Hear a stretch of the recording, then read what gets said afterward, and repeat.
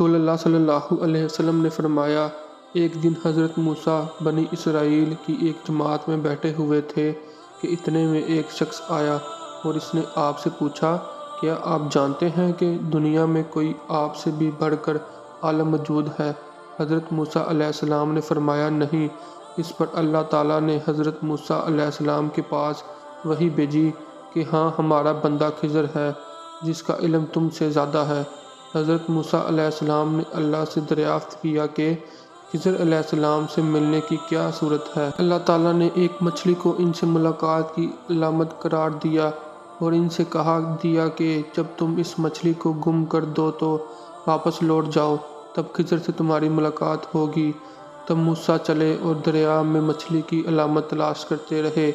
اس وقت ان کے ساتھی نے کہا، جب ہم پتھر کے پاس تھے کیا آپ نے دیکھا تھا؟ میں اس وقت مچھلی کا کہنا بھول گیا اور شیطان ہی نے مجھے اس کا ذکر بلا دیا۔ موسیٰ علیہ السلام نے کہا، اسی مقام کی ہمیں تلاش تھی۔ تب وہ اپنے نشانات قدم پر پچھلے پاؤں باتیں کرتے ہوئے لوٹے۔ وہاں انہوں نے خضر علیہ السلام کو پایا۔ پھر ان کا وہی قصہ ہے جو اللہ نے اپنی کتاب قرآن میں بیان کیا ہے۔ صحیح البخاری حدیث نمبر 74۔